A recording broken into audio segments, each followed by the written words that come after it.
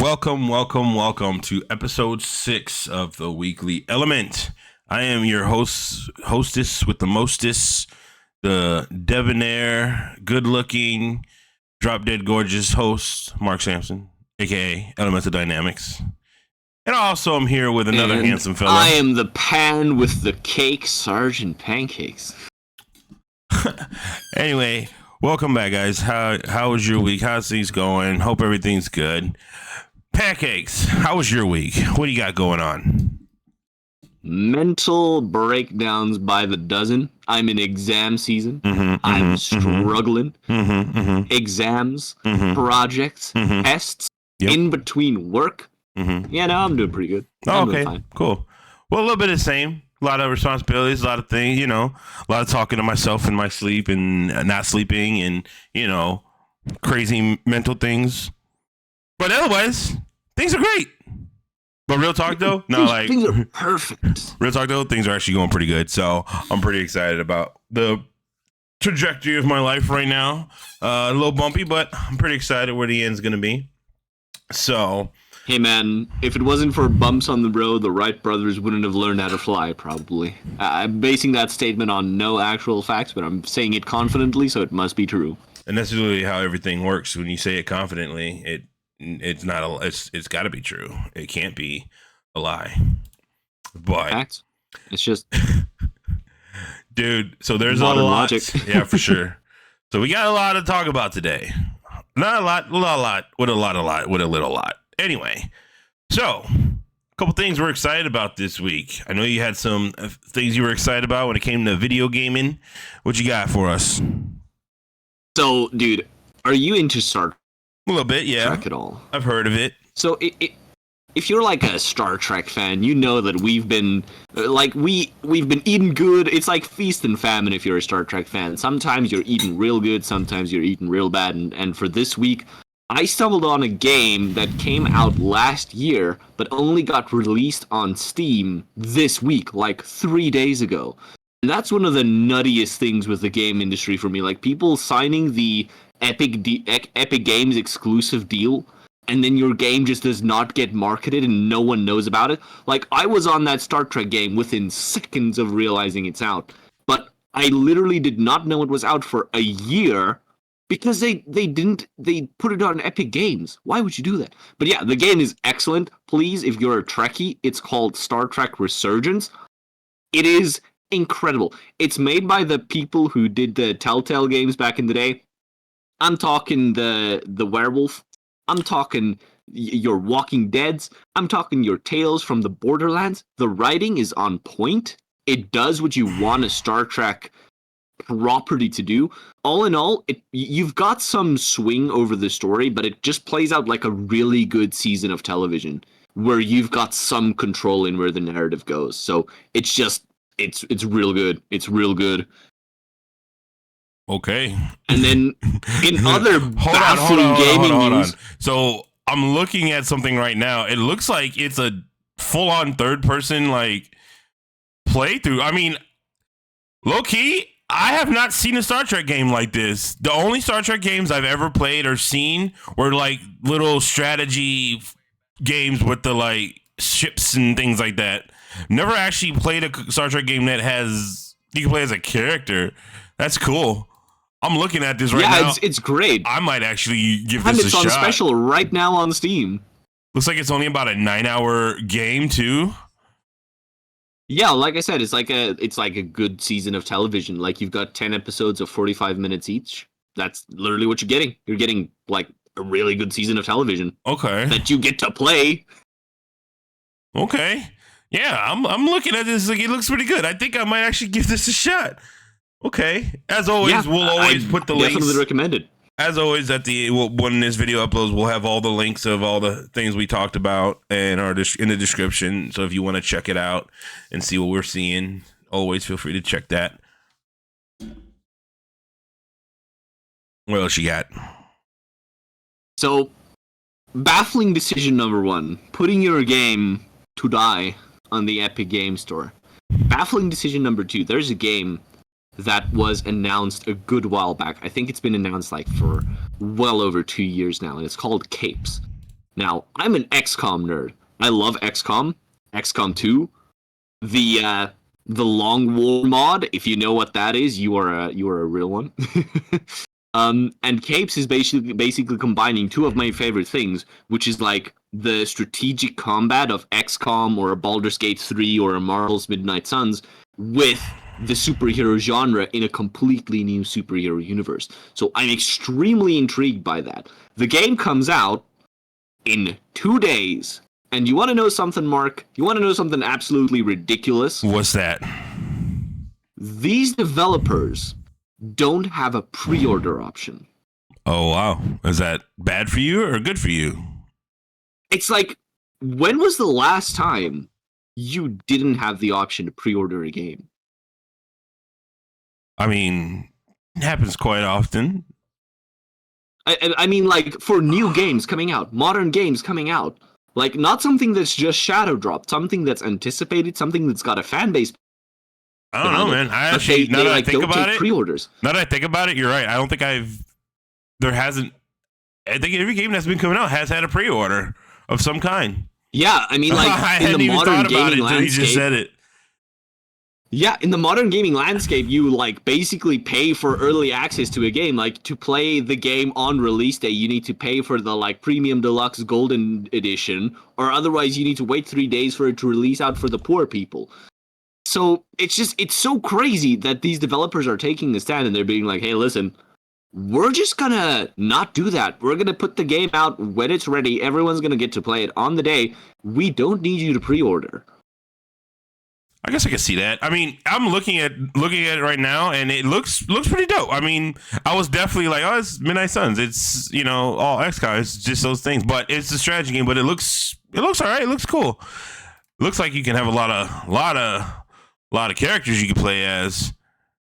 And like, what I love about it is the fact that it's a whole new universe. Like, Marvel's Midnight Suns, I had a lot of trouble getting into like the background aspect of that game just because of how I'll just say it, how Iron Man was characterized. I just found him a bit rough. Like, he kind of had that boomer humor going on. He was definitely my least favorite playable character in that game for sure.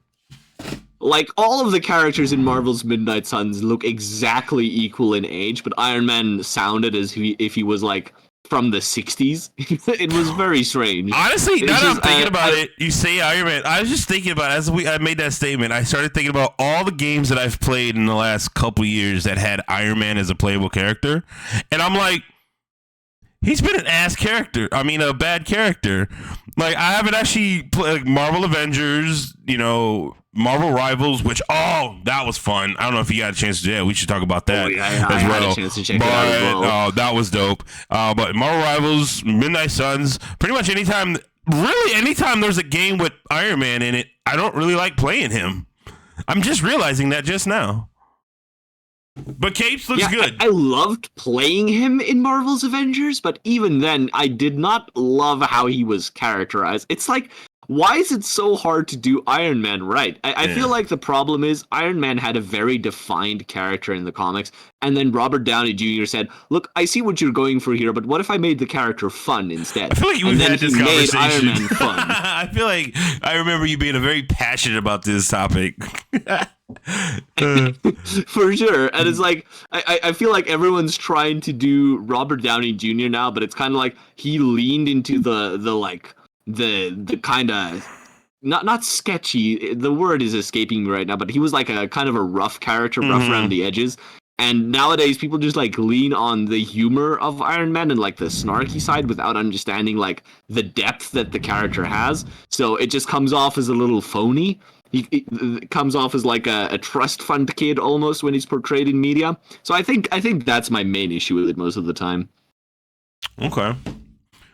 Yeah. But yeah, for sure. Capes I'm looking forward to Capes. It's a whole new universe. Yeah, Capes definitely looks good. You know who might like that? That might be a game. You mentioned that to Exo. He might like that. He likes those kind of games for sure. Oh, yeah, for sure. Yeah, for sure. Excellent. And it looks like it's good multiplayer. So that's cool. But real quick before we move on to movies, I do it. Marvel Rivals. I got a chance to play it. I got the code. And I'm sure, and I know you got the code too. So, yes, bro, sir. I liked it. I usually don't like games like that. However, when it comes to games like that, Marvel tends to get me to play games formats that I don't normally play because it's Marvel. I'm a giant Marvel fanboy, so it goes without saying. But I was pretty impressed. So far, I didn't get to play enough of it to really kind of explore too many of the characters. However, I did get pretty decent with Punisher, so I was looking pretty good on that. And I know once the game finally releases, I will definitely be on that quite a bit. And I immediately, first thing I did was Spider-Man, and immediately realized I could not play him. I was like, yeah, this is not, I'm not skilled enough to play this character, so I would have to. It's like, some characters are easy to get into but take skill to be good at. Other characters just take skill to get into, and my brain is the shape of a cube, so it's just like, I'm not going to put in the effort to learn a character. I'll put in the effort to get good with a character, but if I have to be good to start playing, I'm just never going to start. Well, here's how I was looking at it. It was a beta or alpha or whatever it was. It was a short time and only a couple days, so it was like I wasn't gonna spend a bunch of time just trying to understand it. I just wanted to play it. And plus the thing especially when it's just gonna probably be way different in actual release. Right, exactly. And then also too, when I was playing it, I didn't really get too much time to play just because I was busy doing a bunch of other things. But from what I played, from what I saw, the music was good, the design of it was good, the skill sets were pretty good. I liked how it worked. I mean, it was nice. I definitely recommend it, and I will definitely for sure be buying it when it comes out. Officially. Absolutely. Same. I think it's going to be free to play though, so you won't even have to buy it. You'll just download it. True. That'd be dope. Either way it goes, I'm definitely going to have it on my desktop as a permanent mainstay. You know, like, pro tip for anyone out there planning on playing Marvel Rivals, if you see me in game and I'm Magneto, you can just go ahead and uninstall the game. It's over at that point. I was nutty. I was going pro league. And apparently, last one, and I won't get into too many details because that's it. So, Diablo 4 apparently has gotten way better from what I've been told from friends and just from what I've been seeing. So apparently they made some quality of life updates and some major overhauls of some of the systems and craftings and things like that. So that's pretty cool. Basically, from what I was told, everything that made me angry about the game has been fixed. So I guess I might be downloading that again. It's so funny how they're doing the naming system, because it's like for season 1 they were like, I think it was season of malignance, and then season of blood, and you could get like a vampire character, and then season of the construct, and then their player base was just dwindling. So for season 4 they just called it Loot Reborn. It's kind of like I think their secondary title, if they didn't call it Loot Reborn, was season of Please Come Back, we promise the game is good now. Yeah, so I'm definitely gonna have to reinstall it, make some space, but we'll see how that goes. Maybe in the next couple of weeks I'll do that. So anyway, Diablo 4 is such a weird game because it started out so well and then just kind of like floundered. Kind of went, oh, this is great. And yeah, bring the cow level. Just bring the cow level and you got me locked in. Anyway, so moving on to movies. So there's a lot of movies coming out, but we don't got a lot to really touch on with that. However, there are two that I was pretty excited about this week that I am looking forward to. So Deadpool 3, Deadpool and Wolverine obviously is coming out the 25th of July. So I bought my tickets for the 25th of July. Day one, as soon as I saw the tweet that they were on sale, I bought them super quick. Got the best seat in the house, and I'm super excited about it. But yeah, I'm only watched the first 2 episodes, the teaser and the main release trailer, but I'm actively trying to not find out anything more about the movie because I really want to go in as blind as possible. But I am super excited for it. Super excited for it. I've got and we've spoken about this, I've got a weird feeling about Deadpool 3. I can't put my finger on it, but something makes me skeptical of the movie. And I love that because it means I'm gonna go in to the movie like expecting, like with low expectations. So I love going into things with low expectations because that means I generally come out of it positive. Whereas if I go into things with high expectations, I tend to come out of it like a bit more middling. So yeah, like I said, I've got a weird feeling about it. I can't I can't put it into words. It's just some of the vibe it's giving me.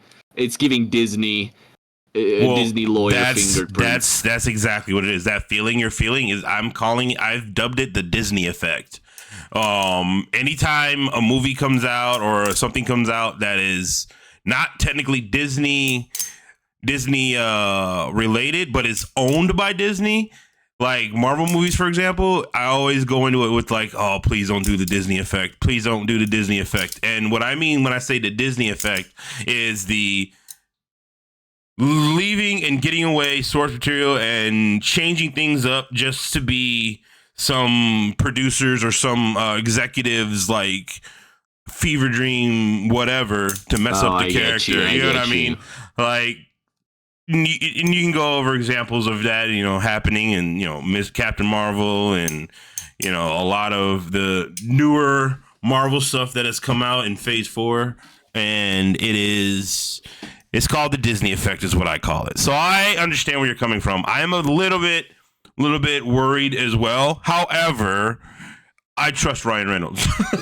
I trust that he is going to provide us with something that we're going to like and love because he understands where we're coming from. I mean, look at the first 2 Deadpool movies. I mean, he championed those movies.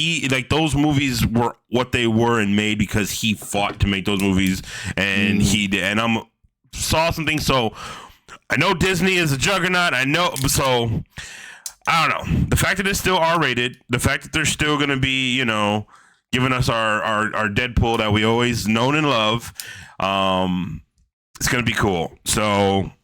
And just the colors, man. It's such a refreshing thing. It is 100%. To see colorful superhero suits back. Like if you look at like Eternals and Shang-Chi. Well, no, Shang-Chi had better colors, but still the muted colors on it's like they're scared to give their superheroes super suits. You know what I mean? Yeah. It's so refreshing to see Wolverine in the bright yellow and Deadpool in that bright cherry red. It's pretty dope. It's such a small change, and the Deadpool suit from the first 2 movies was already so good, but just that bright red, I feel like elevates it. It does. It 100% does. And I so far, everything I've seen looks amazing. And honestly, bad or good, it's a Deadpool movie. I'm just excited to have it. I mean, bad or good, I'm always going to watch it. I mean, if Rob Liefeld could draw feet, his socks would be knocked off after seeing that trailer. Right? For sure. So I'm pretty excited to see how it's going to go. I'm more really excited to kind of see what version of Wolverine they're going to be using. What timeline of Wolverine is it going to be? You know, because... Same. I'm very curious. I'm also like, there are some rumors going around that I won't like speculate on, but it seems like the movie seems like it's going in some interesting directions, and I wonder what cameos we'll get. Like, that's something I'm actually a bit, like, interested in, seeing what they come up with. It's going to be good. And I think because of the fact that we're getting the same quality and because it's R-rated, because Ryan Reynolds and all of them are, like, the people that made the first 2 are kind of just running with what they're running with, I feel like there's going to be he has the ability to get people to cameo in his movies and just do things for him that makes no sense to me. I mean, he was able to get Brad Pitt to have split second of screen time in a movie. Like, that's Brad Pitt. You know what I mean? Like, how? It's just so random. Ryan Reynolds is built different. For real. Like, he's got some connections in Hollywood. I mean, he got Celine Dion to make a song for the Deadpool movie, which was absolutely crazy. Like, it's come on, man. This guy, I have confidence in the fact that when it comes to this movie, it's gonna be good. Now, that being said, rest assured, knowing it looks like Ryan Reynolds looks like he's having fun. Oh, for sure. And I will say this: I'm not naive enough to believe that Disney and the executives and all them aren't gonna have any kind of say in it. Like, I'm not naive enough to think that, but I feel like we're gonna get a decent compromise. And I feel like, because when you think about it, when you give the people who are making the movies their creative freedom, you end up with movies like Guardians of the Galaxy. You know what I mean? You end up with movies like, you know, the first Ant-Man movie, or like, you know, the first Iron Man movie. You end up with movies that are just, oh yeah, this was good. You know what I mean? Like, genuinely good, all around good movie. And, yeah, but like, you know, there's a balance with that. Like, if you give creators too much freedom, on the other hand, you might end up with Avengers: Age of Ultron. True. There's a very true statement. So that's why Which I like. I like Avengers: Age of Ultron. Yeah, Avengers: Age of Ultron, I think, was a very weird thing, because I think Age of Ultron was made right at the acquisition, or either right before or right after. Maybe, I'm not sure. But either way it goes, I think that was good. It was a good call switching over to the Russo brothers, but even then, like, you get Captain America, all the Captain America movie, all that stuff. Disney owned Marvel before the first Avengers movie even came out. I think. Did they? No, they bought it in end of 2009, early 2010. So I think they were still in the process of officially, but I think of the first Avengers movie was already in, like, full steam ahead before. All that. We can always look back on it, but we can actually add that to the topic for next week, because next week's episode is going to be basically a Marvel episode. So yeah, so Deadpool, I'm excited. I'm looking forward to it. Another movie that I just saw a trailer for this week that they finally did was Beetlejuice. Beetlejuice. I am so excited for this movie because the first Beetlejuice is a classic. It's epic. It's amazing. I remember watching it as a kid. I just loved everything about the movie. And the fact that they're making a second movie to it, and they're calling it Beetlejuice, which is funny because it's like Beetlejuice as in, like, there's two Beetlejuices. But the first movie is called Beetlejuice, so this one's Beetlejuice. So summoning Beetlejuice for 3 times by saying his name. Anyway, that being said, I watched the trailer. It looks good. It looks like it's going to keep the same tone as the original, the same vibe, with a more modern, like, look to it with the technology and everything that we have now. I feel like a lot of it, what Tim Burton had his hands tied on back when he made the original one are no longer, I don't think are going to be those things now that are tying his head. So all the special effects, all the things that he's done, don't get me wrong, he's very good at making the stop motion stuff look good. However, this time around, I think it's going to be amazing.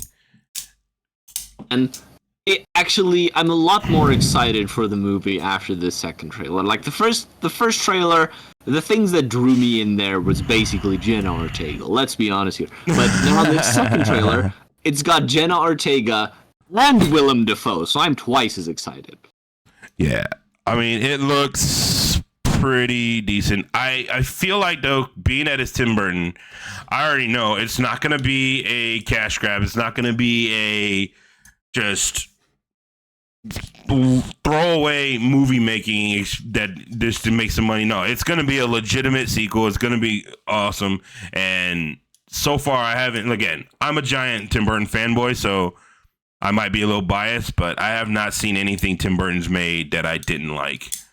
I have, like, my top. I'm less of a Tim Burton fanboy. I'm more skeptical, but yeah, I'm definitely watching it, and I'm excited to watch it. You know, I'm kind of thinking I might do a little Tim Burton binge watch, or kind of like a leading up to Beetlejuice, just watching all the Tim Burton things, and then just getting my Tim Burton mindset on for going into Beetlejuice, you know, because it's been a while since Tim Burton's really made anything else. I mean, I know Wednesday was Tim Burton, but like a real legitimate Tim Burton movie, I don't think we've had for a while. I'd have to recheck, but pretty sure. But I'm pretty excited for it. So Beetlejuice. It's gonna look awesome. Michael Keaton just jumping right into his role. And Michael Keaton, let's give that man credit. He has been jumping back into roles that he hasn't played in so many years and just flawlessly, seamlessly getting back. With Batman, he did that. Now he's doing it with Beetlejuice. I'm excited. I am super excited. So, if they make a third one, they should call it "The Juice Is Loose." The Juice Is Loose. I think that's the tag for this movie. Or that was the tag for the first movie. I don't know. We'll see. This may not be one of those things where I think that would be back to the sequel things. I think this is one of those ones where, hey, let's just see how this plays out. And honestly, hopefully it ends and there's no need for a third one. And I don't think there will. But, yeah. I feel like this movie was just an itch that was needing to be scratched by him or the people involved. Oh man, if you got itches, you should go see a doctor. That's not good at your age. So, TV wise, there's a couple things. So I know you got some TV stuff you wanted to touch on real quick. So, have you read the Dune books? No, never, have not. Didn't even know they existed. Ever since Timothée Chalamet has re-energized the genre of twink messiah in movies, Dune has been way more mainstream than it's ever been before, and it's kind of created this retroactive idea that people have been reading the Dune books for the past 20 years. And I'm sure there have been people reading the Dune books, but as someone who has read the Dune books, I can confirm they are truly some of the books of all time. Like, if you think about Dune on the written page, it's like a lot of Star Wars is in there. A lot of Game of Thrones is in there. A lot of Wheel of Time gets some of its inspiration from Dune. It's like Dune is a very influential book series for sure, but it's like as a modern reader, I'd rather go back and read the Silmarillion. Like the books are very weird, very weird. I can only see so many main characters turn into massive worm penises. It's yeah. What? Yes, sir. It's like the author was very horny, and he did not have a good outlet for that in his life. I feel it's just they're not the kind of books I would recommend to normal people. I feel you. I got you. I understand completely. But like that being said, Dune Prophecy, it's coming out. It's basically like, imagine if Game of Thrones had a sequel 500 years in the past where Master Yoda set out specifically to ensure that Daenerys Targaryen was born. Okay. So I'm excited for it. I actually really like and I'm just gonna say this outright. People who say like, "Oh, Dune is such a faithful retelling of the source material," y'all are lying. You know how much fat they've cut from the books. Lying. Y'all are lying to either you didn't read the books or you don't remember the books, because like these movies are so much better than the books. Let's be honest here. They needed Denis Villeneuve to like reinvigorate the source material. And I'm finally, I can say I'm a fan of Dune in public without getting on a sex offenders list. So honestly, I'm here for it. I'm looking forward to Dune Prophecy. I'm looking forward to see where they take this fictional universe that definitely needed the resurrection. I feel you on that. Like, and then you know what? I think I will this week go ahead and take the time and watch the movies now that both of them are out. I mean, you liked Blade Runner, right? Yeah, I mean, I liked Blade Runner, and I know I'm gonna like Dune. I just haven't gotten around to watching it. I already know I'm gonna like it because I'm into that kind of stuff. What I think they need to do... Dune is like Game of Thrones set in the Star Wars universe, told with the pacing of Blade Runner. You know, another show that is kind of in the same vein as Dune with like the pop culture and the like just nostalgia of it is Battlestar Galactica. I would love for them to make a legitimate Battlestar Galactica movie franchise, because after seeing what they did with Dune, oh Man, if they could make a Battlestar Galactica version of like Dune, like how they did Dune, I would be all the way there day one for that. Because Battlestar Galactica has been one of my favorite just miniseries TV shows. I mean, I remember watching the original version. I remember my dad showing me as a kid the original, watching the sci-fi original, the show that came out. It was a miniseries, and they had a whole couple seasons, which was really good, and just everything about it was so good. So I'm at risk of having my nerd card revoked for this, but I've actually never seen Battlestar Galactica or Stargate. Like, that's the biggest. Oh my God! Don't even get me started about Stargate. That show. Well, the movie was awesome. The shows were okay, but yeah, Stargate's another good one. I would think benefit from like a reboot would be a good or not even, or maybe a sequel. I don't know. A reboot I think would be a good. Oh well, that's a good one. Man, we have we can talk about it. I mean, that'll be what we do. We should do that. We should go ahead and do watch throughs of all these things. We'll do Battlestar Galactica. We'll do Stargate. We'll do Dune. We'll do all of that. Wasn't there a series where Robert Carlyle was in Stargate? I don't even know who Robert Carlyle is by name. He plays Rumpelstiltskin in Once Upon a Time. Yes, he was in Stargate Atlantis, I want to say it was. Could be wrong. Gotcha. But he was definitely. I like him as well. He's definitely good. There's a couple. I will watch what he puts on. There's SG-1, and then there's Atlantis, and then there's something else. I don't know, but there's a lot, so we can dive into those. You had another one that you wanted to talk about. Right. Oh, and is this really considered? Is this considered a show though? Really? I mean, it'll be on Netflix, but really, is it a show though?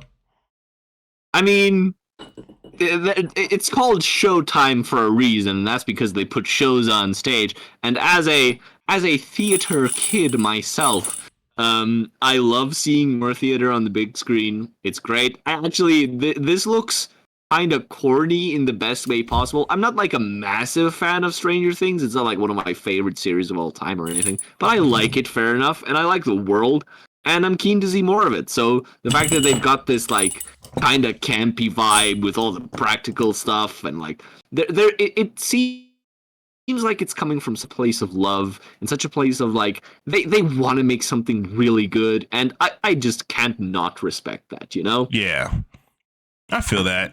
I mean, it's not like I think it's gonna like break the bank or anything. Yeah, it looks like it's a good play. I mean, it could be good. I mean, I might watch it just because I like Stranger Things. I do like Stranger Things. In fact, the last season. The last couple of episodes had me in tears. I was crying. I mean, don't even get me started, man. I can't even talk about it without just man.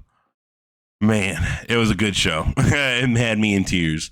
But real quick touch on this now, because we're gonna really get into deeply, or however that word is in the English language, to the next episode. But Daredevil Born Again has been getting some traction, and I've been seeing just things about it, and just I'm so excited, just because they're saying it's gonna stay in the same vein as the Netflix show. Like, they're not trying to change much. I mean, I'm hoping this isn't one of those things where I have the Disney effect of like, I'm hoping they understand that what they had was lightning in a bottle with the Netflix series, and they need to just continue with that. They just need to honestly, if it's not as good or better than the Netflix show, I'm gonna be highly disappointed. I'm just gonna say it like that. Yeah, because the Netflix show, like, there's no one more cash grabby than Disney, right? For sure. But Netflix, the version of Daredevil, they kind of set the bar. There's a pretty high bar there, and I'm hoping that they meet it. At least meet it. I don't care if they don't over deliver or what. I'm just meet it at least. At least meet us at the bar. You know what I mean? I mean, arguably, yeah, I get you. Some people will argue that season 3 of the Netflix show was a little bit, you know. However, I'm one of the ones that argues it was actually, I thought it was perfect and good ending like, to the thing. Even if season 3 of the Daredevil show wasn't as good as the first 2 seasons, it's still better than anything on Disney Plus. Oh, for sure. Like 100%. So there's a bar. There's definitely a bar that I think, and the fact that they got all the Netflix characters back for the most part. I know, spoiler alert, John Bernthal's back as Punisher, which that was something that I had been waiting to hear because honestly, far as I'm concerned, John Bernthal is Punisher. Like the way I see it, John Bernthal is the way I see it is John Bernthal is to Iron Man what Robert Downey Jr. is to Iron Man is what he John Bernthal is to Punisher what Robert Downey Jr. is to Iron Man in my opinion, and or like Hugh Jackman is to Wolverine, and just Ryan Reynolds to Deadpool. I can go on and on and on and on. Like, don't get me wrong, Thomas Jane, all that. They did a good job. They were good. But, even Ray Stevenson, was it Ray Stevenson? No, yeah, he was great. I mean, actually, he was pretty bad. Like, he was the bar for me before Bernthal came along. Like, it would go Bernthal, Stevenson, and then the rest. Honestly, I think it's a toss-up, but nah, there's no one as good as John Bernthal. I was about to make a joke saying, like, hey, Keanu Reeves was a pretty good Punisher in the John Wick movies, but nah, it's just John Bernthal. Yeah. John Bernthal is better. He's just so good. Have you seen, what's that really old show, Mob City? I have not seen it, no. I don't even know. John Bernthal is in that too, and he is just, he's so good in everything. Like, anything you can get John Bernthal in is just going to be better just by him being there. For sure. And also, I like, as much as I've seen some of the like leak sect photos and stuff, and as much as I love the Daredevil Netflix suit, I'm one of the few people who actually like the yellow and red suit Matt had in She-Hulk. Like, it was for sure. It was so campy. I mean, and it was nice. A little bit heat. It was a little bit heat. It was a nice little callback too, because it was cool because it was, even though Daredevil, like that version of Daredevil, like Matt Murdock, whatever, like Charlie Cox's version of Daredevil has been live action. This was the first appearance of Daredevil in MCU. So I liked it because the first appearance of Daredevil in Marvel Comics was the red and yellow. So yeah, it's like, that made total sense to me that they did that for his first appearance in Marvel MCU. And then they went to the red and all that stuff. It's like, honestly, I would like to get the black suit. You can say what you want about dope. She-Hulk. I know a lot of people don't like the movie, but you can tell they loved the characters they were making. Oh, for sure. Like, you can tell there was passion behind it, which is such a rarity. That's a good example of the actors just had bad situation to work with. Because honestly, the She-Hulk character, it was just, I liked it. The person they got to play her, all that stuff, because I saw her in Orphan Black, I think it's the show she was in, and that's a great show. I would recommend anybody watching that. Really good show. But yeah, it was another one of those things where I think they just kind of rushed it, and they just kind of wanted to just make a goofy comedy cash grab kind of, you know what I mean? That's how I felt like it was. Because I'm gonna be real with you, I was watching it and I was giving it benefit of the doubt. I was with it. I was like, okay, I get it, I understand it. And then they did the whole Marvel Studios thing and freaking Feige or Kevin AI. I was like, oh, that's so dumb. I was so upset. I was like, get out of here. And then the way it ended, I'm like, this is but it is what it is. Hulk's son with a yee ass haircut. Oh my goodness, it's crazy. So anyway, and it's like, I just remember the drama from that time where they were like, oh, She-Hulk's ripping off Daredevil, and I was just like, She-Hulk did it first in the comics by like a decade. You mean Deadpool? No, She-Hulk did the fourth wall breaking I understand first. That. You Deadpool copied. Yeah, you said Daredevil. But anyway, I guess you're right, 100%. You're right. Yeah, sorry, man. I honestly never read She-Hulk comics. The only She-Hulk stuff I known was from like the cartoons, and that's about it, and just her cameos and different things. I never really knew she did a fourth wall break until Exo told me. He was like, yeah, that's what she does. And I'm like, from the Fantastic Four. Same. Like that was my intro to She-Hulk. Yeah, Fantastic Four, like, and the old Hulk cartoon that came out in the 90s. So anyway, yeah. So, all right. So, speaking of another Marvel property that is doing really well, and which is the main topic of our podcast today, is X-Men 97. So we are going to do a review of the last 5 episodes of the... And then probably as the series of a whole. Yes. And then we'll do like our final thoughts. But yes, so episode 6, Life Death Part 2, we started off by seeing that Charles Xavier is still alive and well and is living with the Shi'ar, which is absolutely banging his crazy. chicken wing girlfriend. For sure. And it was, oh, cool. He's alive. But seeing like, yeah, so that is cool. Thoughts on that?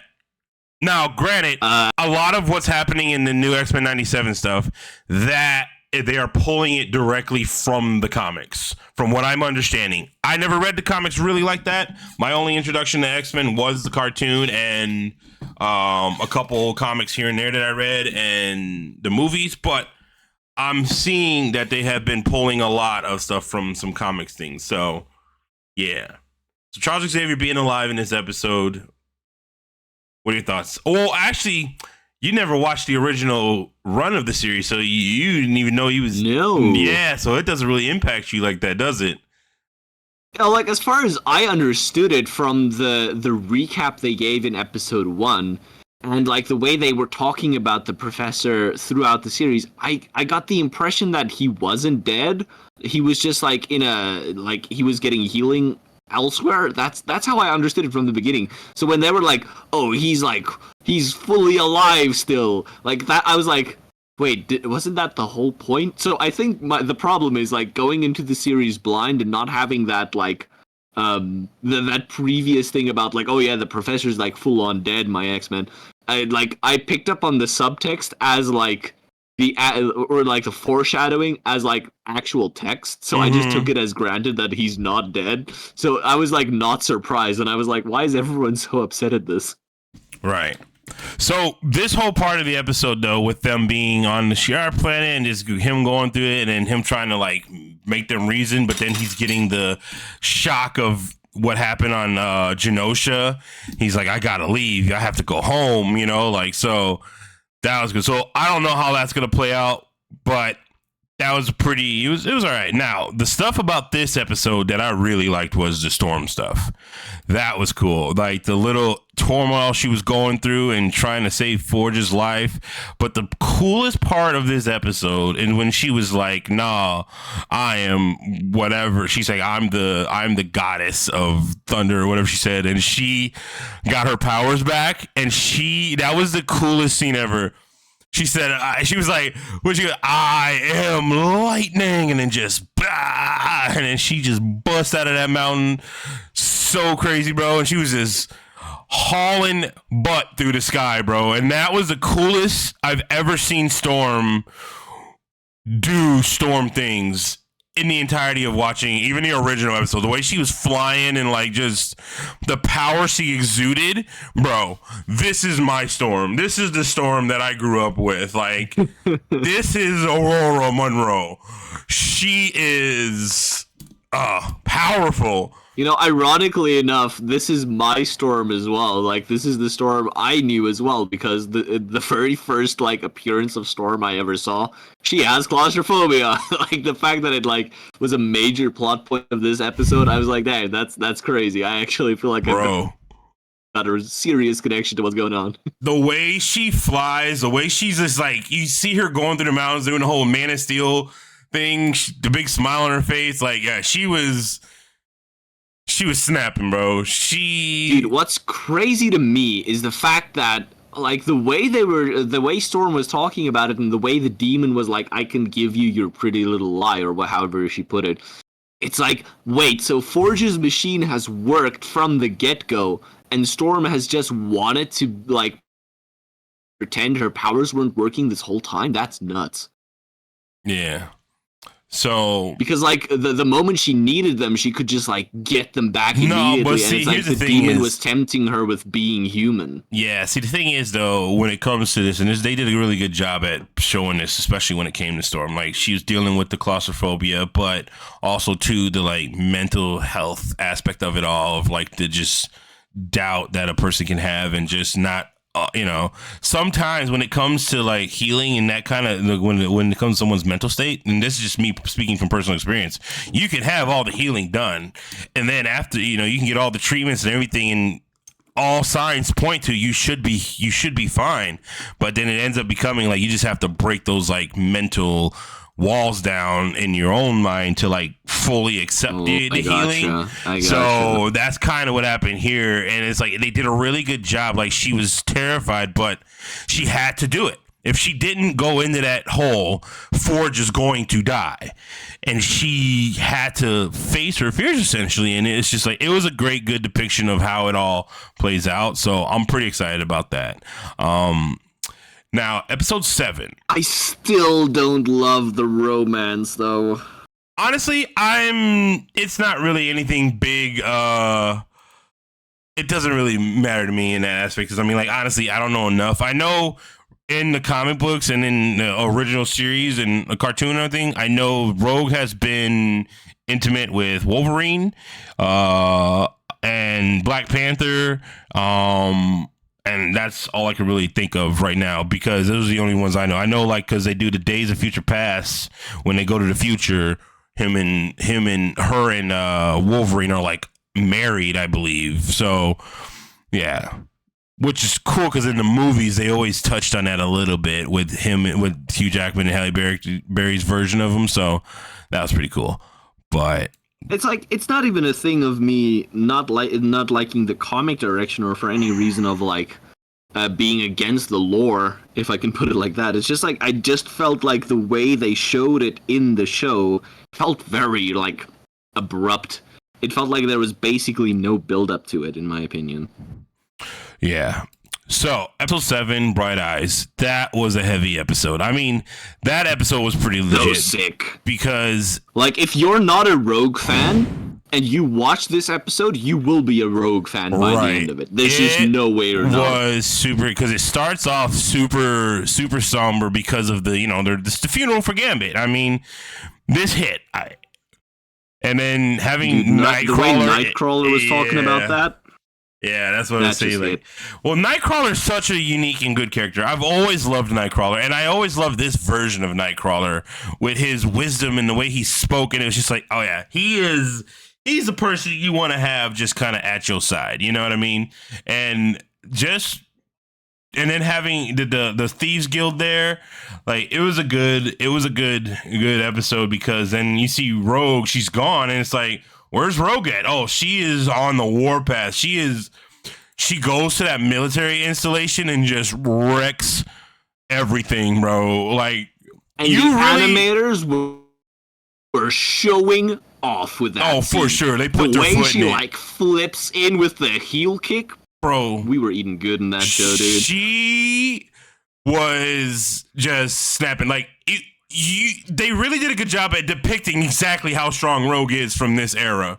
Because, and I have to look it up. I meant to look that up. I was going to see. But I'm pretty sure in this version of X-Men and everything, pretty sure she's got those powers like that because she, I think, absorbed. Want to say it was Miss Captain Marvel? I don't know. It was another it was character. Carol Danvers. She absorbed her to the point where comics, she died. At least. I haven't seen the show, so I don't know if it happens in the show. But she absorbs like Miss Marvel's powers. Captain Marvel's powers to the point of death, and because absorbing the powers killed her, now she has them permanently. What? I believe. It's not Miss Marvel.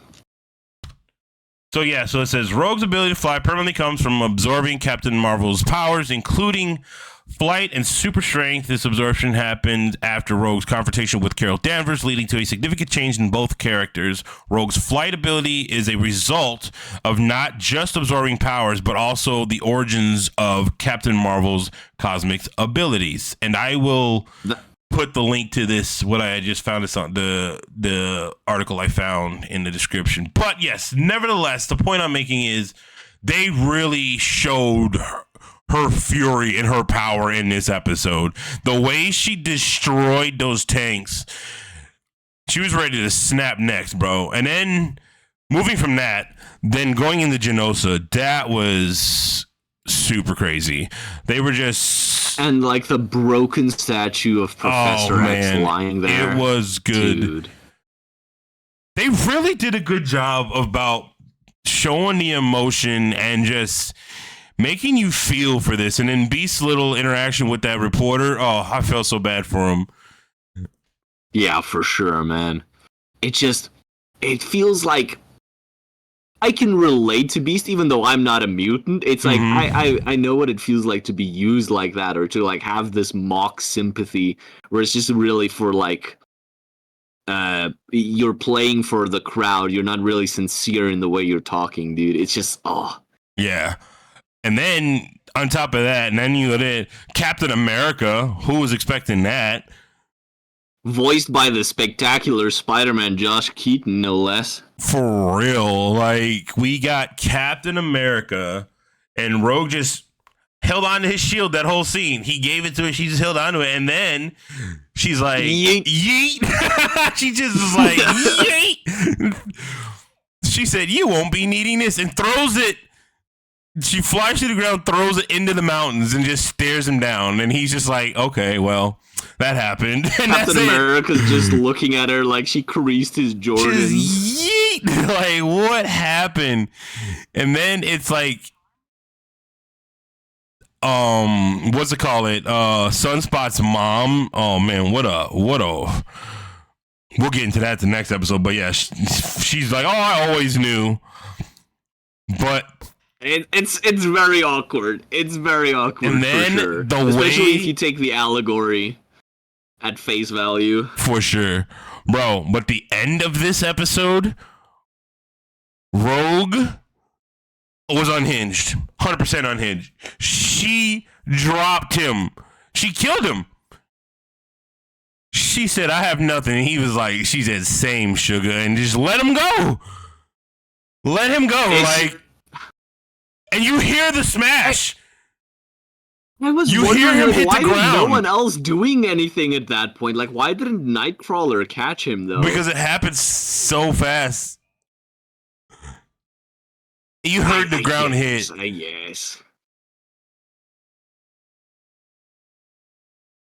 Yeah, but that was such a dramatic scene with like the rain and all. What she say? She was like, "That excellent though." He said, he's like, she said, what he say? He put a good man, my man, and then he just terminate mutants, and then just what happened? And then this guy comes out of nowhere and just wrecks it. I mean, Storm's almost dead. The fight was absolutely insane. They're fighting each other, and it's just like,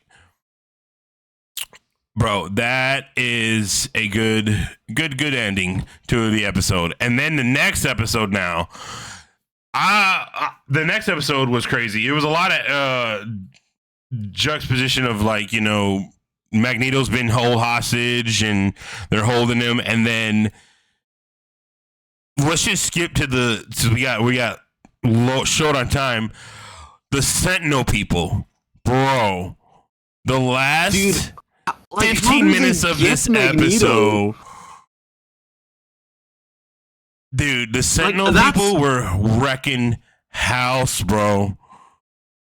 They were absolutely unstoppable. Like, I was seriously thinking, like, when they started regenerating and stuff, at first I was like, dang, Wolverine, like, hold back. You are actually killing normal people who are under comic mind control here. Like, they're gonna get reverted and have an arm missing. Chill.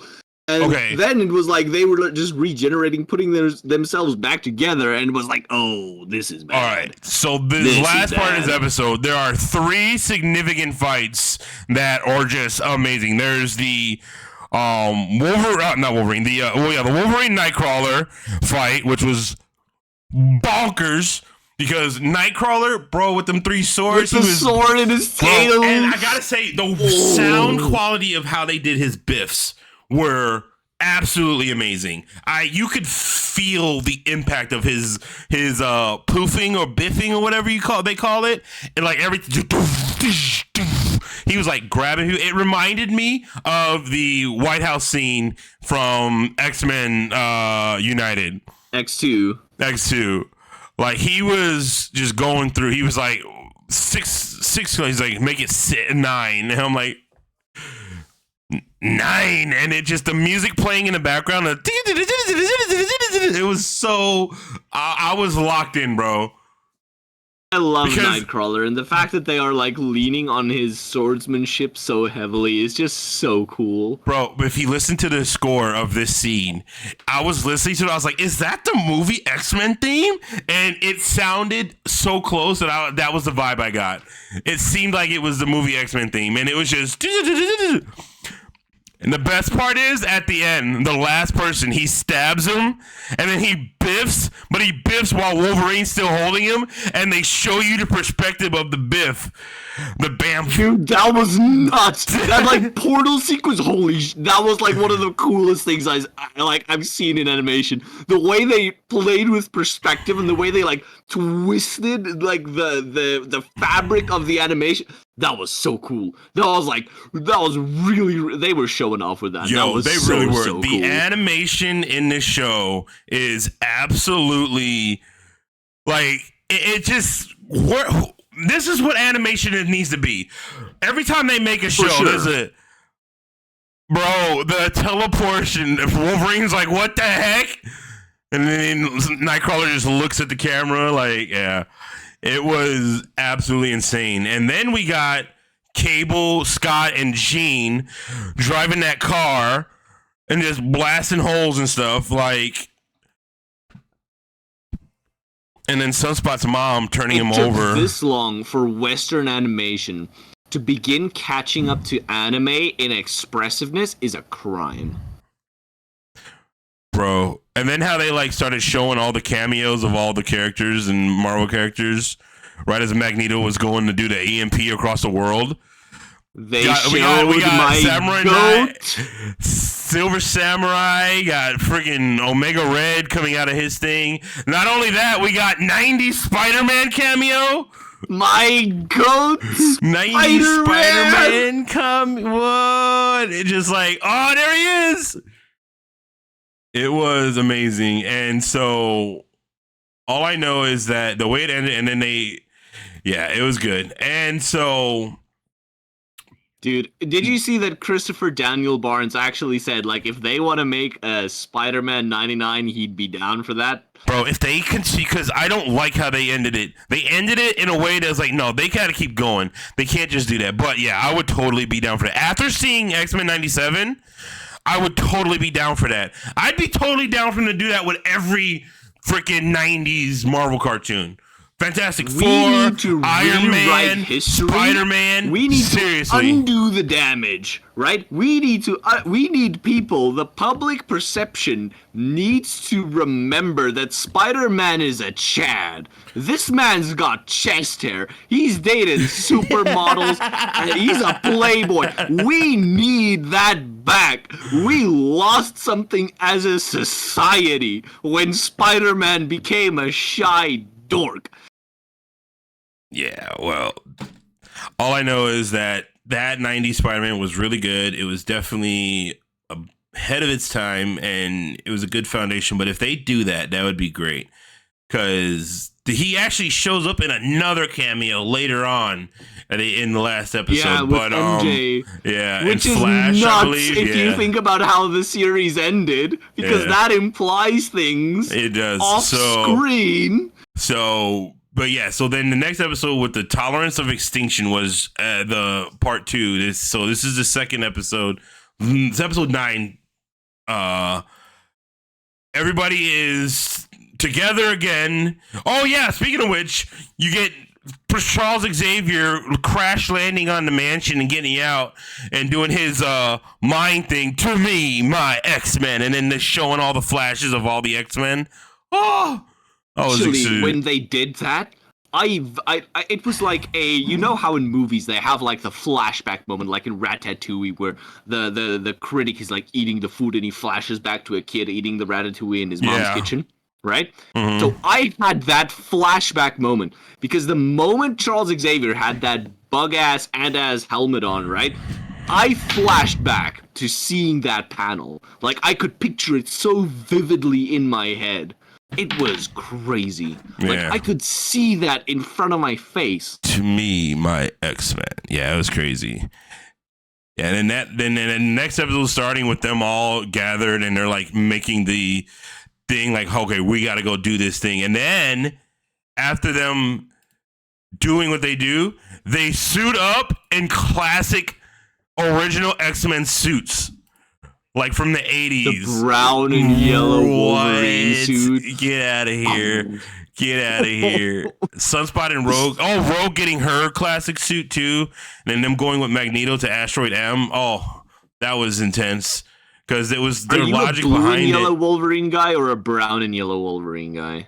Honestly, I'm blue and yellow because that was my introduction. Because even his first introduction, when it was... Because he was, in the first introduction was in a Hulk comic, if I'm not mistaken.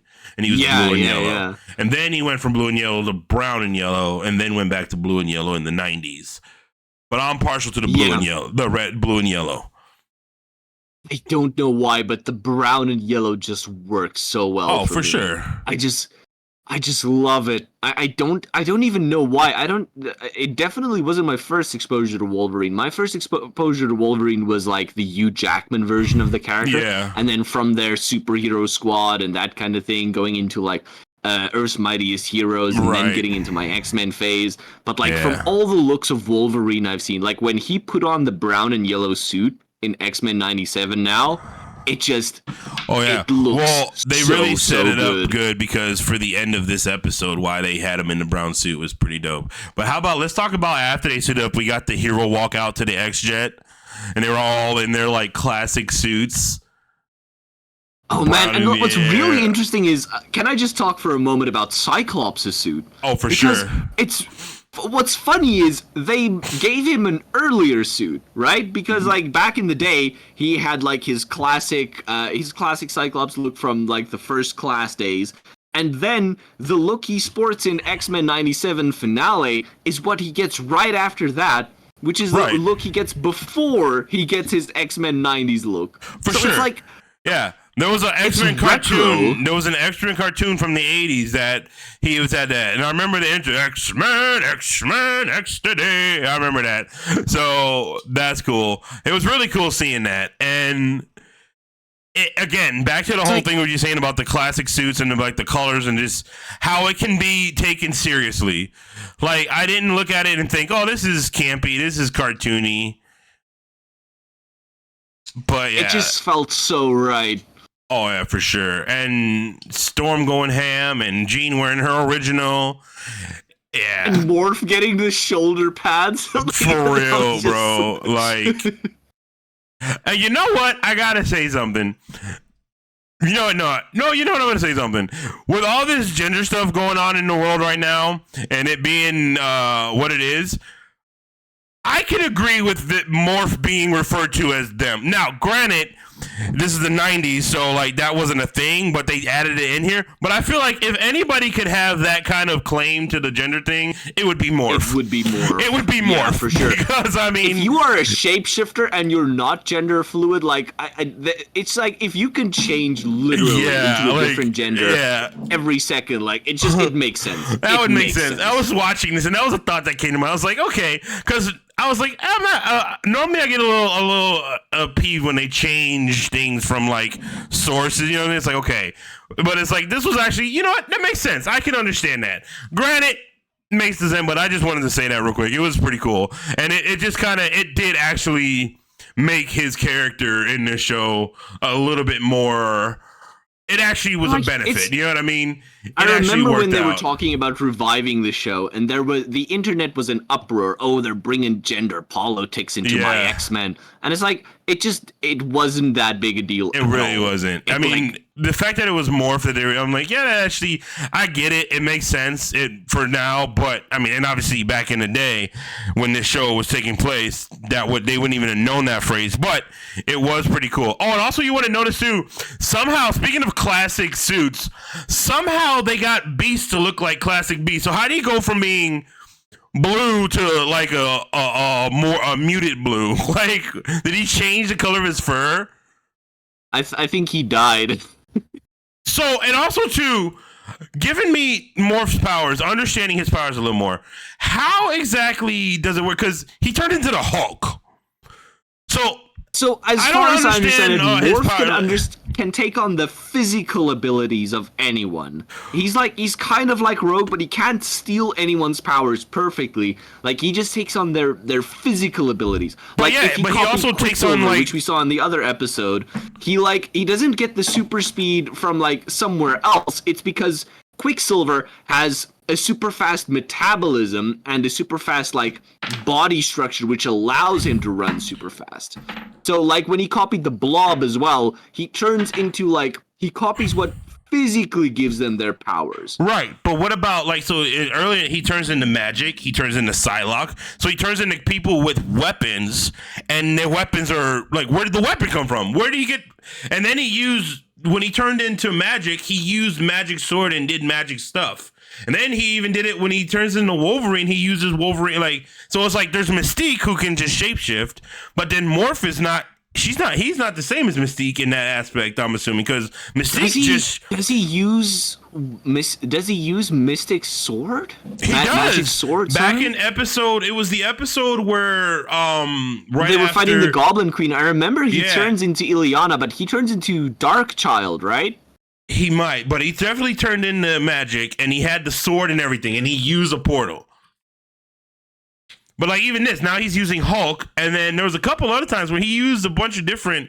But someone posted online that all the characters that Morph turns into in the '97 are all the characters that you play as in the Marvel Capcom game, that fight game or whatever. Oh, that's so cool. Yeah, it was pretty cool. But yeah, even that, it's like he turns into Hulk, and he has Hulk's powers. And that's cool because that's the '90s Hulk, so from the Hulk cartoon, which was awesome. And so Jean fighting Sinister, and then Cable coming at her. Then in Asteroid M, that whole fight, Jubilee versus Sunspot. Oh my gosh, it was intense. Dude, that Sunspot turnaround it was also a bit like I can understand Rogue going to Magneto's side. They built that up the entire season. I understand Sunspot for sure. He 100%. I would have probably done the same thing in his position, being real. Like his worst fear came to fruition in his mom turning him over to the Sentinels. Like that's what he spent the whole episode like trying to avoid, and why he didn't want to say anything because he knew that would happen, and it happened. So it's like when the thing that this guy Magneto now is talking about just happened to you, of course you're gonna be on that. So yeah, that actually, like, I get that. By the way, did I tell you my like brain fart I had when I watched the first episode of X-Men '97? What happened? Considering Sunspot, because they called him by his name, which is Roberto, right? But for some reason, I heard Humberto, and as far as I was aware, there's only one mutant in the Marvel universe whose name is Humberto, and it's one of my niche favorite characters, and that's Reptile. Oh yeah, Reptile. So I was like, wait, they got Reptile up in this show? And then it was like, oh no, it's Sunspot. And I was like, wait, but they called him Humberto, and then I had to rewind it and go, oh, actually, no, I'm just stupid. Yeah. But dude, the way they animated Sunspot's powers as well was also really great. Very accurate. Very accurate. Let's talk about the control Sinister had over Cable. Like, he had the, like, massive telekinesis powers. And then when she goes into Scott and then he, like, sees her from the asteroid and he's like, I was like, did she die? Like, what happened? I was like, oh no, Jean Grey's dead again. He couldn't do anything. He just saw his son blasting his woman. She said, I love you, and then just over. Connection broke. Dude. If I had a nickel for every time Jean Grey dies, dude, I would make my own X-Men show with the money. Bro, and now let's get to this last part of the episode. Magneto fighting Wolverine and Professor X.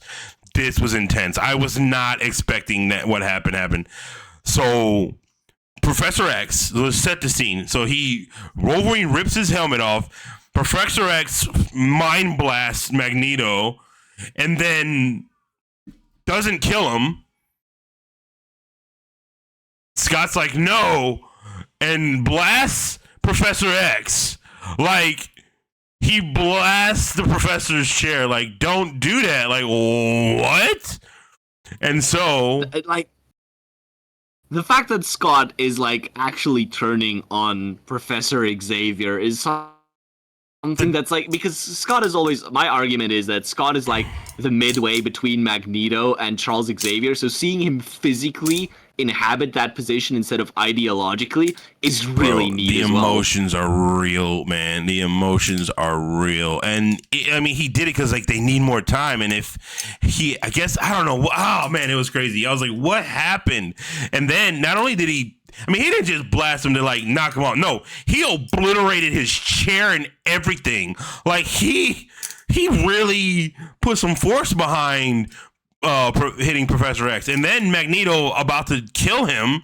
Here comes Wolverine, stabs him, and then, bro, but he didn't stab him good enough. Wolverine always talks about how he's the best at what he does, but apparently what he does ain't stabbing. Bro, the right? moment of silence that everything happened. But at least in the comics when they did that, right? Magneto was like, oh, I moved Wolverine's claws at the last moment so that he didn't penetrate anything important.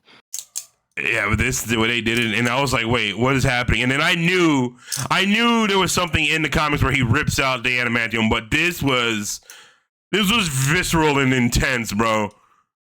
I was watching it just like the still image, like not even animated, not even like it was just it was horrifying. Actually, well, you want to hear something? Like, a little fun fact about that? Mask torn. Dude. Everything was torn. His entire costume was torn.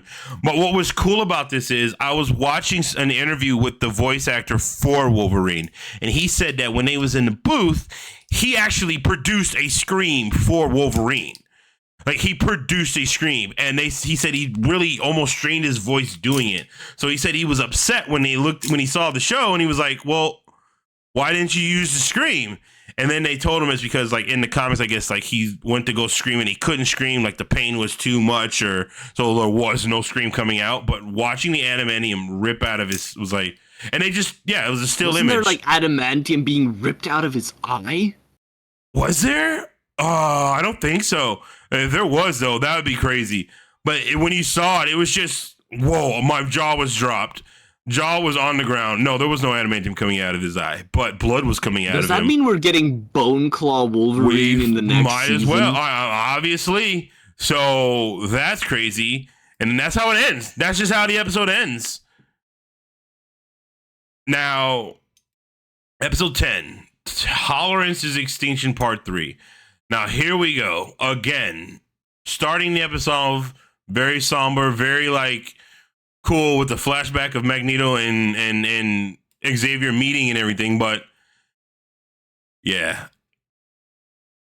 I love seeing the backstory of Charles and Eric. It's never not gonna hit for me. Bro, and then we get the Flash around the world. We get, what is it? We get Doctor Strange, we got Captain America, 90s Captain America, 90s Iron Man, Silver Samurai. We got all of Daredevil. them. Daredevil. We got freaking Iron Man. The 90s Iron Man right there. That was so cool. And then we got but he just stood there. He just stood there. He might have well been the 90s version of Iron Man seen on TV. Bro, for all he did. Daredevil cameo. Everything. Doctor Strange doing surgery. Like, what is this? Seeing Doctor Strange do surgery was like, it was really interesting. I liked that, actually. And then Bastion, and then Black Panther freaking showing up. Oh, that's true. He was there, wasn't he? Yeah. Well, they were in Wakanda. Like, they really made you see. So here's the thing. The trope that they had, Task Force X. Not Task Force X. Task Force X. No. X-Force, and then Psylocke and Cannonball and all of them were in there, and they were getting ready to fight. So here's the thing that I liked about this episode and what they did. Usually times when you're watching cartoons or movies or things happening with specific characters, they have this world-ending event happening, and like you're like, well, what's happening on the rest of it? What about the other heroes? What's going on? Is it just them? Like, clearly there's other things happening. So to go through and showing what's happening around the world and seeing all the other superheroes, not just mutants, dealing with this situation in their own perspective stories, I guess you could say, was very refreshing. Very refreshing. So initially when Magneto did like the whole magnetism around the world thing, I thought, wait, are they doing Ultimatum? Because like that's what he does in Ultimatum, in the Ultimate Universe, like the big event from the Ultimate Universe. He like turns the Earth's magnetic poles or something and causes tsunamis and stuff. But no, he just turned off the power, which was still like massive. But for a moment there, I was like a little bit not insecure, but like I felt unsafe. And can we talk about Phoenix Rising, bro? That's nuts. Like I thought they got rid of that thing. I thought they got rid of the intergalactic all-powerful space parasite. There was a piece of it in her, you know? Because you got the Dark Phoenix and then you got... of something in her. Well, yeah, there's the Dark Phoenix with the red, and then there's the Phoenix, which Jean Grey Phoenix, where she's got the green suit on. But she came out of that water just snapping, bro. Making the fact that they actually showed off Cable's telekinesis is also really good, because that's something that's overlooked so often. Sure. Let's talk about how she sucked out all of Sinister's mutant powers that he's absorbed over the years. He was begging her not to. He was all wrinkly and he looked like a scrote. Oh, and then he goes to morph. He's like, show me my face. And he's like, oh, here you go. It was just so cruel. It was fantastic. And then Bastion taking his arm and turning it into like a suit of metal armor, like future tech. Bro, I was like, what is happening right now? It was like a Final Fantasy boss. It's like you knock out one form and then he goes into another form and it's like, how do you kill this guy? Like, seriously. Then back on the ship, know, them getting ready to fight and he's coming and Professor Xavier is trying to get Magneto's brain back in order. Then you got Bastion flying up and then Cyclops going to Wolverine and he says to him, don't you dare break her heart. Be the best at what you do. And I'm like, did he literally seriously just acknowledge and give him the motivation of like, don't break my wife's heart, knowing that if he died, she would be devastated because he knows that she has love for him. That was awesome. That was cool. And like the part where Morph turns into Jean Grey and he's like, I know she can never say it, but I can. Like, because they were low-key implying that Morph's got a thing for Wolverine the whole time, right? They were. It's not just that is something that people have talked about, and I think has been a topic of discussion where I don't see it that way because I remember watching it from the original cartoon. Like, I just always saw it as Morph and Wolverine are just legit homies. You know what I mean? I never got that. Now, they might be trying to hint at that now, given the whole gender stuff that they were addressing here. So, I don't know. Maybe. I'm not. I don't know enough about it. X-Men is always a soap opera, and more drama is always a good thing. Yeah, honestly, I mean, I guess it can make sense, but the way I've seen it, and the way even in the original cartoon, like from the 90s, Morph has always been just Wolvie's like best friend in the series. Like when Morph got taken in the first 2 episodes of the 90s series, you know, by the Sentinels, and they did and Sinister did what he did. Like Wolverine was pissed. Like he was mad that they left him behind, and that was literally the first couple of episodes. It was like Wolverine trying to find Morph, and they've always been homies. That's how I've always pictured it, even in this series that they did. Now, I guess you could take that interpretation as it was him saying that he loves him as Jean to like say it, or it was just him being Jean to hear, so he can hear Jean's voice saying it, kind of thing. So I think that's a matter of discussion and up for interpretation and I feel like it doesn't matter one way or the other. It's however you want to take it, you take it. You know what I mean? It doesn't take from, doesn't add to, doesn't do anything. It just is, okay, that's cool. Either way.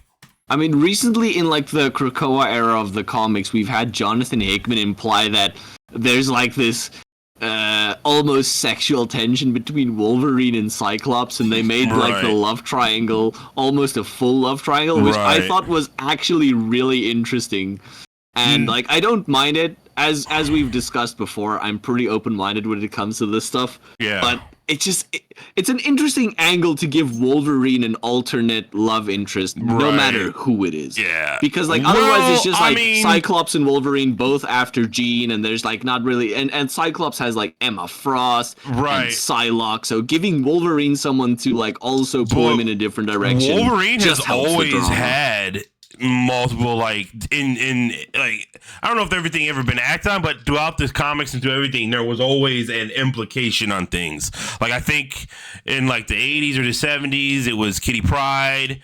I think in the 90s it was definitely Jean and also Jubilee, I think at one point.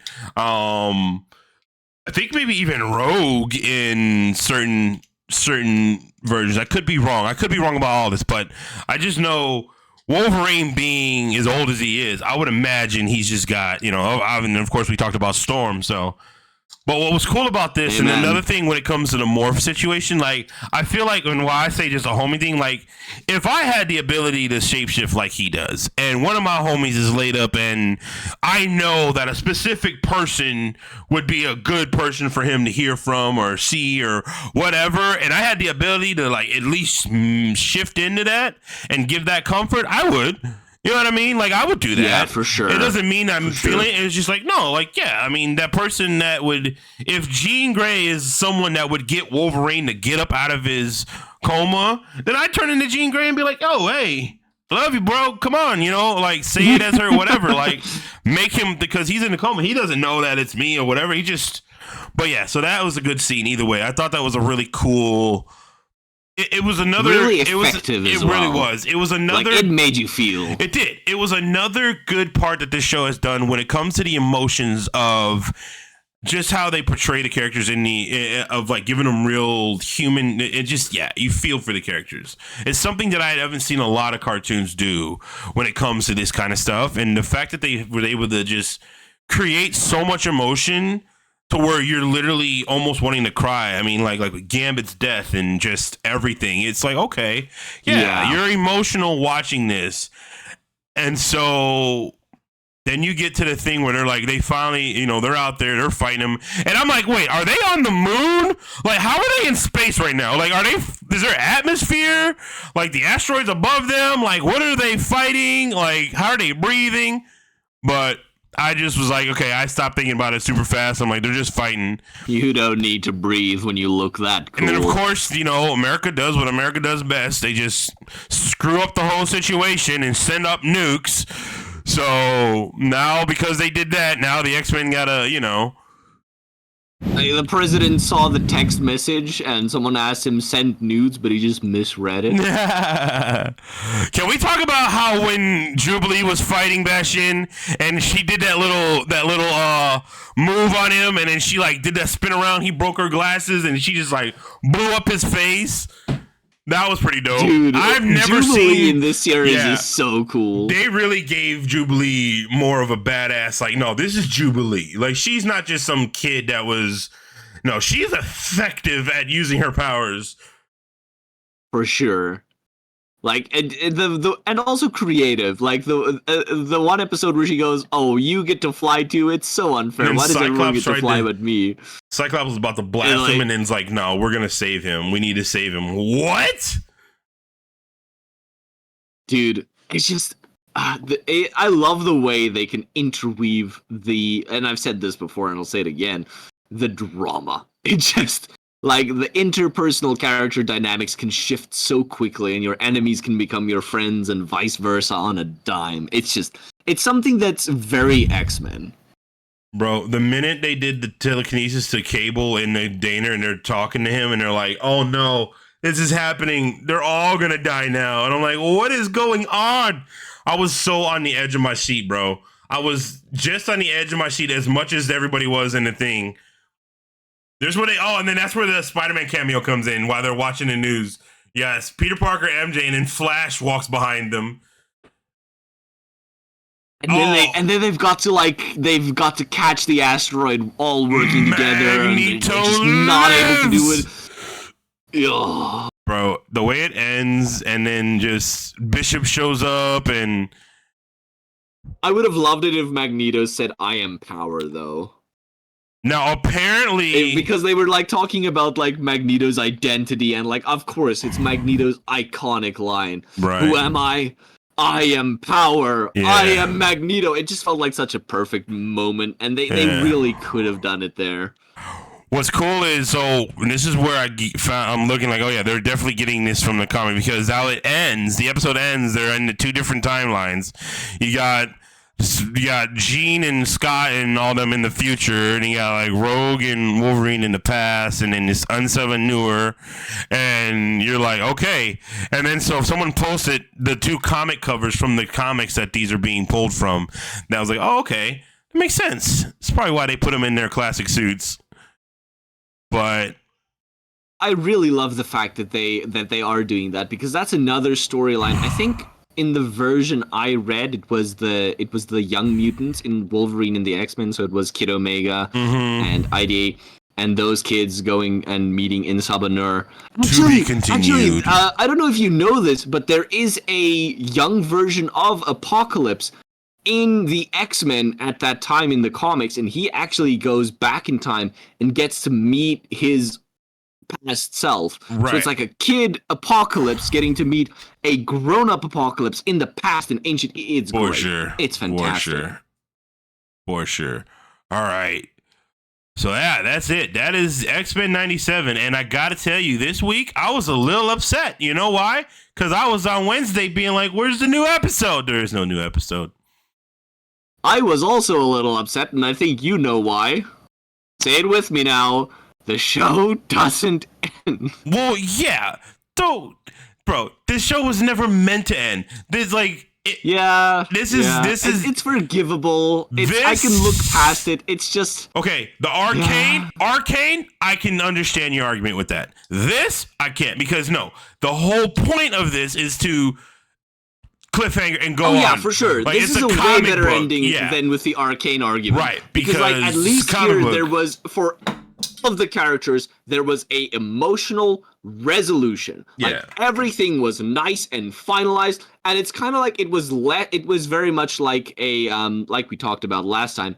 It's not that it's just an abrupt ending and that's it. It's kind of like they ended the season, they ended it on a perfect note, and then like they just basically just give us a little blink into what's coming next. Right. Which is what Invincible did, which is why I was also like, yeah, I can let it go. I would have preferred a like round ending with like a slight tease, but this is good. This is good. I like this.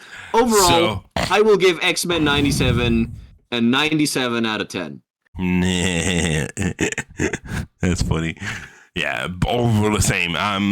Flawless. I was skeptical going in, but this is a good example where, okay, I had the Disney syndrome going into this, but I gotta say, they did not let me know. I was very pleased, very excited. I'm excited for the new season when it finally comes out. Hopefully it doesn't take so long.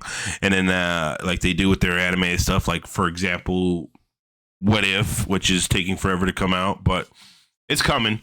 But yeah, overall, they were too busy making a VR game for What If. They had to delay the new season. So I know you're running short on time. So your final thoughts. I know you said you had some end thoughts about the show you wanted to real quick touch on. So one of the big creators, the guy who wrote this show, right, is Boy DeMaio. Okay. And he's not working on this show anymore. Right, they fired him like before it even aired. Yeah. And it's like, when this happened, I was like, I do not care. I literally have no expectations. I have no like excitement for this. I do not care that this guy was fired and is no longer working on it. Now that I've seen X-Men 97 and it blew my mind, I'm like, oh man, couldn't they? Oh, the show is so good. Why do they have to do that? Yeah, it's one of those things I didn't even know about it until I think my brother-in-law told me about it. I'm like, oh, well, that's crazy. So I don't know whatever it is that's going on with that. All I know is that whatever they did to make these 10 episodes good, do it again. If that means you need to hire that man back, hey Disney, more of this, please. Hire that man back. More of this. Not only more of this with the animated stuff, more of this with the live action stuff too. Like. And you know what's crazy as well? The writer also did Moon Knight, which is just like, this guy just needs the right material and he can do excellent work. Oh, for sure. This is back to what I was saying. Sometimes you just gotta, as a producer, as a executive, as whatever, sometimes you just gotta let the creative process be creative process. You just gotta let the people, like, you're hiring these people for a reason. Like, if you hire a writer or a director, or you hire like to do something, like, you hired them for a reason. Let them do it. So that's just my thoughts on it. Overall, great show. Good way of ending off the season strong. Definitely has got me excited for when it comes back. And yeah, let us know in the comments what you think about it, because like, literally, I can't wait. Disney, give it to me now, please. Like, I don't want to wait. Give it to me. Yeah, let's bring the heat on the next one. But yeah, it was good. It was awesome. It was excellent. Before we end though, and you being in South of Africa doesn't really apply to you. I mean, it is, but for us over here in the US of A, as of recording of this, it is Sunday the 26th of May, but which tomorrow, the 27th, is Memorial Day over here in the USA. And anybody listening to us, anybody who has served listening to this, and anyone who has been in the military, I appreciate your service, and I understand that a lot of what we have in this country and a lot of what people argue about and things in this country, we wouldn't have if it wasn't for the men and women of our armed forces fighting for our rights to be able to disagree or agree with everything that goes on in this country. So for those of you listening to this, thank you for your service. Happy Memorial Day, and I hope you are having great times with your families and friends. But with that being said, I've been Elemental Dynamics. I had a great time talking about this. I'm going to go stuff my face with cake and have Nerf gun fights with my nieces now for her birthday. So I'm excited. But, and as always, the real weekly element was the show we watched this week. And with that, goodbye.